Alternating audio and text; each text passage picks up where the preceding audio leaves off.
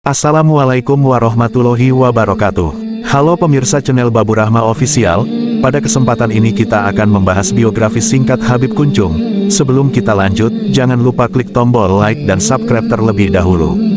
Habib Ahmad bin Alwi Al-Haddad adalah seorang wali Allah yang memiliki khoriqul adah, yaitu di luar kebiasaan manusia umumnya atau disebut dalam bahasa kewalian, majdub, atau disebut dengan ahli darkah. Maksudnya di saat orang dalam kesulitan dan sangat memerlukan bantuan maka beliau muncul dengan tiba-tiba.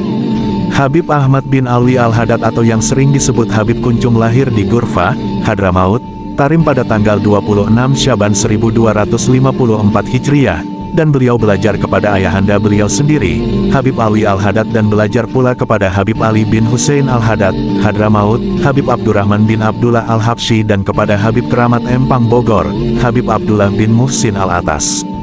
Karena sering memakai kopiah atau topi yang menjulang ke atas, maka beliau digelari Habib Kuncung. Dikala beliau dewasa, beliau didatangi oleh Rasulullah Shallallahu Alaihi Wasallam yang akhirnya beliau ziarah ke Madinah. Selanjutnya dalam bisyarah beliau disuruh ke Pulau Jawa oleh Nabi Shallallahu Alaihi Wasallam. Habib Ahmad bin Alwi Al-Haddad termasuk keluarga Nabi Shallallahu Alaihi Wasallam, keturunan ke-40. Secara garis besar kehidupan Habib Kuncung sangat misterius. Tak ada yang mengetahui kapan beliau lahir. Habib Kuncung hanya diketahui lahir di Hadramaut, sebuah daerah di Yaman. Identitas yang melekat pada dirinya adalah pedagang. Berdagang memang sudah beliau dilakukan saat beliau masih muda. Posisi inilah yang membuatnya mengenal wilayah Asia Tenggara saat beliau berdagang sampai ke Singapura. Habib Kuncung pedagang yang lumayan sukses di Singapura. Beliau sampai memiliki peninggalan harta benda yang di tahun 20-an lalu senilai dengan harga 30 rumah di sini.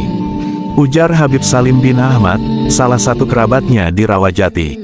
Mobilitas dirinya sebagai pedagang juga yang membuatnya menginjak tanah Bugis dan memperoleh istri di sana. Namun tak ada yang mengenal siapa istri Habib Kuncung itu. Dari perkawinan tersebut diketahui lahir seorang putra bernama Muhammad yang kemudian mewarisi harta peninggalan Habib Kuncung di Singapura. Namun sayang Habib Muhammad kemudian meninggal dunia hingga terputuslah garis keturunan Habib Kuncung. Habib Kuncung selalu hidup berpindah-pindah. Tak ada yang dapat memastikan Habib Kuncung menetap di satu tempat tertentu. Beliau hadir dan pergi sesukanya. Hanya, beliau memiliki tempat singgah di Kampung Melayu, yakni rumah seorang pegawai gubernuran Batavia yang menjadi temannya. Habib Kuncung sering muncul di majelis ulama kalangan habaib di Jakarta yang dipusatkan di kediaman Habib Ali Al-Habsyi Kuitang. Namun beliau dikenal masyarakat Bogor, karena banyak menghabiskan waktu di sana. Sebutan Kuncung yang menjadi gelarnya juga berasal dari Bogor. Masyarakat di sana menyebutnya seperti itu karena beliau selalu mengenakan topi kuncung. Hidupnya yang bergaya pengembara membuat tak banyak orang mengetahui sejarahnya secara persis. Beliau hadir dan dikenal masyarakat sebagai seorang ulama yang misterius tapi berilmu tinggi. Banyak orang yang apabila mengalami masalah berat menghadap kepadanya dan meminta nasihat maupun fatwa. Jika kebetulan dapat bertemu, Habib Kuncung pasti memberikan nasihat yang merujuk pada Al-Quran dan hadis. Beliau menunjuki pokok-pokok penyelesaian beserta literaturnya dan kemudian menyuruh si peminta fatwa mengecek serta mengkajinya sendiri. Jika para ulama berkumpul dan membaca sebuah kitab, selalu Habib Kuncung yang membaca kitab itu, karena suaranya yang bagus serta penguasaan bahasa Arabnya yang tinggi. Belakangan, tapi ini diyakini merupakan hal yang disengaja karena beliau tak ingin dilebih-lebihkan orang. Saat itu beliau memang sudah mulai menunjukkan beberapa kelebihannya. Pernah satu ketika para ulama berkumpul di Kuitang.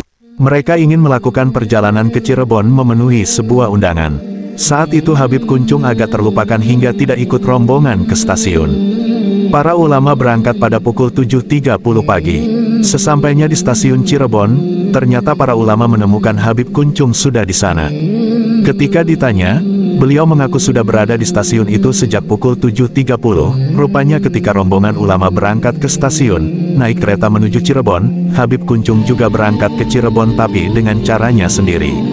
Pernah pula suatu ketika Habib Kuncung membakar sampah dalam lubang besar, di sekitar lubang itu terdapat pohon pisang. Rupanya pohon pisang itu sengaja ditanam orang. Terang saja, melihat lubang sampah itu dibakar, pemilik pohon pisang marah besar kepada Habib Kuncung. Habib Kuncung hanya diam hingga api itu padam. Ternyata pohon pisang itu tak ada yang mati, bahkan kemudian malah lebih bagus tumbuhnya. Karomahnya yang lain, setiap kali Habib Kuncung memakai jasa tukang delman, delman itu pasti pulang lebih awal karena setoran menjadi mudah tercukupi. Kusirnya juga akan pulang dengan uang yang lebih dari biasanya. Makanya banyak sekali tukang delman yang mengharap-harap agar delmannya dinaiki Habib Kuncung. Sekalipun bersikap aneh dan selalu muncul dan menghilang, orang-orang mengenang Habib Kuncung sebagai pribadi terhormat yang saleh. Hal-hal yang dilakukannya merupakan satu bentuk ketawadukan. Beliau tak ingin orang memuja-muja dirinya dan punya pikiran macam-macam. Beliau ingin dikenal sebagai orang biasa saja. Begitu tawadunya Habib Kuncung, beliau tak pernah mau menerima hadiah, baik uang maupun pakaian. Beliau hanya ingin dapat tampil seperti biasa, apa adanya. Sekalipun begitu tak ada orang yang meragukan kapasitas Habib Kuncung sebagai wali Allah. Makanya setelah wafat beliau mendapat kehormatan sedemikian rupa. Sekarang masih banyak orang menziarahi makam keramat wali Allah Al-Habib Ahmad bin Alwi Al-Hadad Habib Kuncung, di Rawajati Timur 2, Jakarta Selatan. Orang dapat merenungkan kembali mengenai hidup yang harus dijalani dengan tawaduk dan kesalehan yang utuh. Akhirnya pada tahun 1345 Hijriah tanggal 29 Syaban sekitar tahun 1926 Masehi pada usia 93 tahun, beliau Habib Ahmad bin Alwi Hadad kembali ke rahmatullah dan dimakamkan di pemakaman keluarga Al-Hadad di Rawajati Timur 2, Jakarta Selatan, dan setiap hari Minggu ketiga, bulan Rabiul Awal diadakan peringatan Maulid Nabi di pemakaman beliau pada asar.